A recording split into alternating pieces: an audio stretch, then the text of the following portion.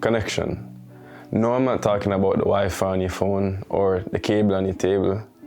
I'm talking about human connection. If you're anything like me, you realize that some of the most gratifying connections that we encounter in our lives come from some of the most natural and effortless human interactions that we have. This was an important sort of like realization for me, because when I was growing up, I never really understood how to connect with other people.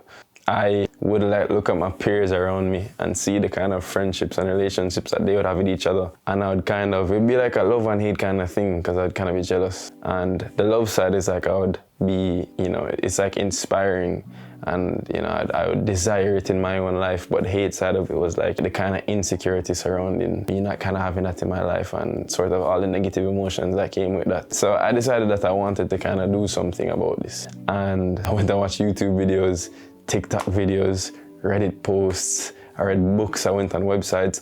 I tried to consume all this sort of information about how to build up my social skills so that I can form these connections in real life. And when I went out into the world and tried to apply this in my life, I found little to no success. And I was wondering why. I did all the things that they told me to do. And I couldn't see the sort of success that they were promising me. And I kind of figured it was because of one crucial thing. They're leaving out this part that you can't force anybody to like you. You cannot make anybody be interested in you. It has to be natural. When I look back at this, when I never really had the sort of success, or when I would kind of fail at it, I would come to either two conclusions. It's either that these people are giving me some sort of bad advice, or the people that I would try to speak to or connect with, they were just assholes. And looking back at it, I realized that it's very hypocritical for me to say that people are assholes for not wanting to be interested in me. Because if I look on my life, and I think if a majority of people look on their lives, there have been people who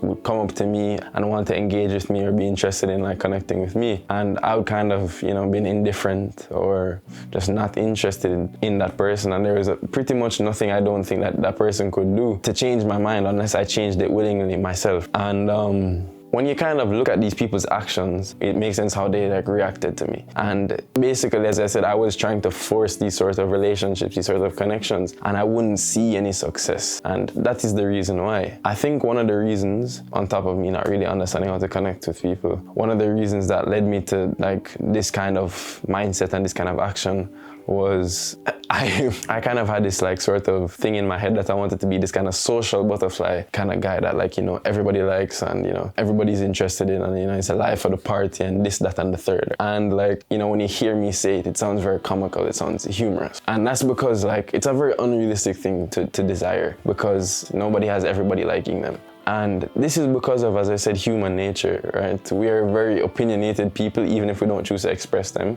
And therefore, there are going to be things we don't like, and there are going to be things that we do like. There are going to be people we like, and there are going to be people we don't like. And sometimes the people that they don't like are you or me. And that was a very unrealistic thing to even desire in my life. That kind of thing never really happens, because anybody that you could even imagine having everybody liking them, it's either it's a movie where movies aren't real life, or it's a case where there's a portion of people that actually do like them, and then there's another portion of people that are just being fake and are having their own intentions, malicious or not, to faking that they like the person. But in our world and in real life, it's highly unlikely that you will have everybody liking you. I think these sort of like directions that I was trying to push my life in was based in one thing, and that thing was, it was fear. And what fear, you may ask? It was fear of not really having control over my own social life. This may sound kind of strange, but say for instance you have a group of people in your life, or a group of friends, or even like a romantic partner or something like that, and they're not the most healthy relationships to have in your life, right? They don't really benefit you. What you find is that a lot of people, and myself included, will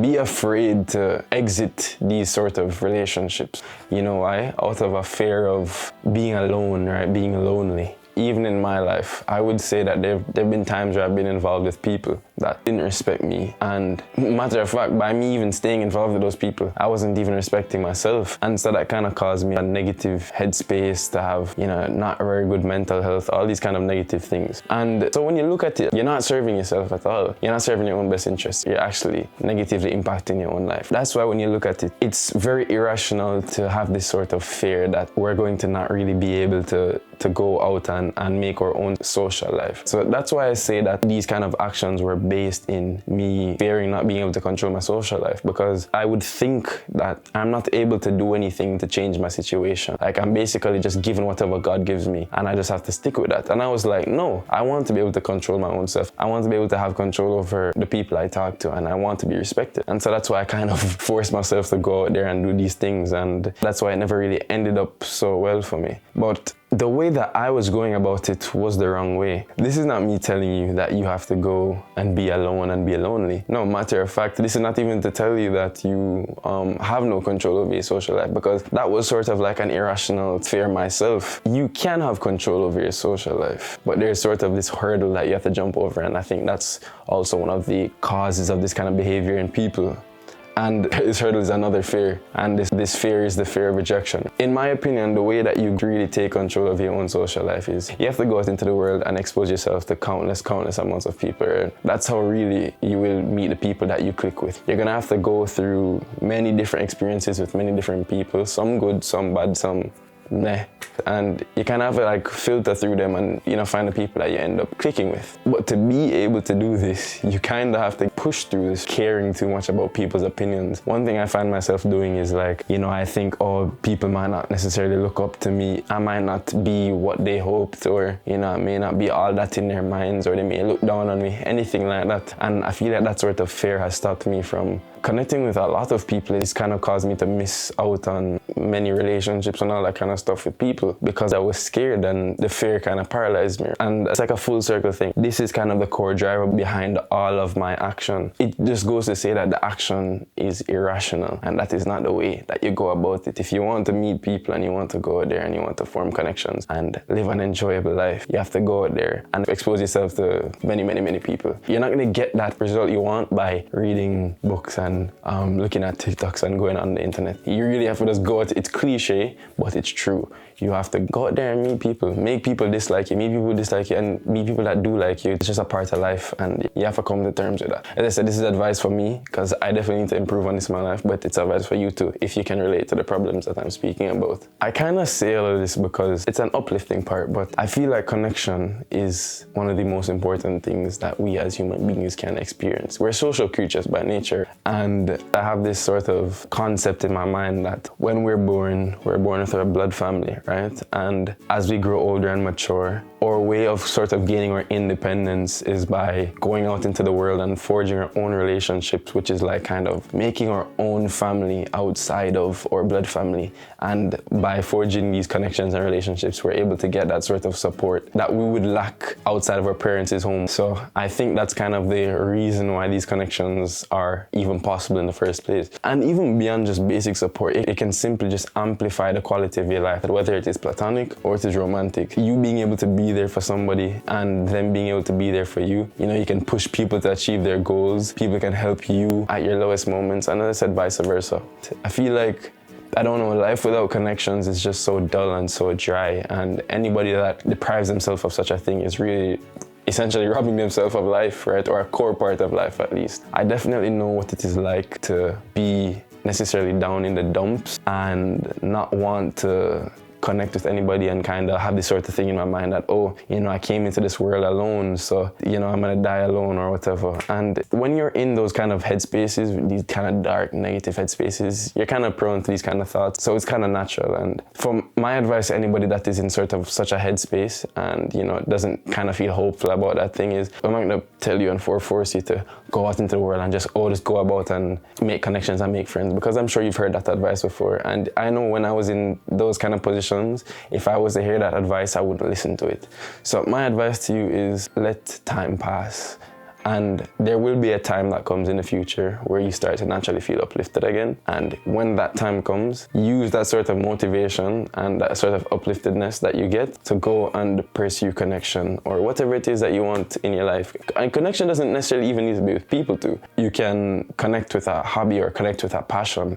Matter of fact, I even think that one of the best ways that you can even pursue connection with people is by having some sort of passion in your life, because a passion, I feel like this is a piece of advice that I don't really hear very often on the internet. But to gain true confidence is, you gain true confidence by having a passion, finding something that you're good at that makes you want to work for it every single day. I feel like that is one of the true ways of gaining confidence. And then everybody knows confidence and social success comes hand in hand. And so if you're able to gain that sort of confidence, then you're able to go out into the world and meet people and, you know, to connect with them naturally and effortlessly, the way I described in the beginning of the video. And I think you'll find so much peace and a safe sort of feeling and security in that, right? And it'll just significantly make you happier. As a caveat, I want to say, if you have anybody meaningful in your life, I really do think that you should let them know how much you appreciate them. And I know that is also very, very cliche, but I want to say this in a way that is going to make you guys actually really resonate with this and do it. Here's the thing, I feel like one big thing on the internet nowadays is like everybody kind of thinks this sort of emotion showing is very cringe, and you know, especially in guys as well, especially in the male space, it's very cringe to go and show your emotions and to be, you know, that kind of person, you know, to tell your boys that you appreciate them, or tell your girlfriend that you love her, or for girls, tell your boyfriend that you love him, or whatever your case may be. But I feel like everybody can relate with this. If somebody that meant a lot to you were to come up to you today and tell you that you truly are an important part of their life and that they appreciate you and that you mean a lot to them, you would deep down inside here, inside of your heart, you would feel warm, you'd feel rich. And I don't think that's a feeling you can't buy, right? You can't buy that feeling with money. And so I feel that's a very crucial and important feeling that everybody should experience at least once in life. And so if it's your mom, if it's your dad, if it's your best friend, if it's just your friend, if it's your sister, your brother, whoever, somebody that just means a lot to you, a role model, your dog, any pet, whatever, let them know how much you appreciate them, and that will make that person's day, right? Regardless of how they act, regardless of how they behave, regardless if they act like it's cringe or not, deep down inside of their heart, they will appreciate it, and they will appreciate you more, right? And so it's just a way to make somebody's day better. That's about it, really. I think, as I said, we should just all see connection in life, as it is one of the most crucial and important parts of living a truly fulfilling life. Yeah, I don't think you should go throughout your life without at least having one good friend, because it can just change so much. You never know. As I said, you can either take the advice or you cannot. I can't tell you what to do, but I think it would help you and it would definitely benefit you to try. Anyways, that's all my chatting for today. It's been your boy Cozzy, and I'm out.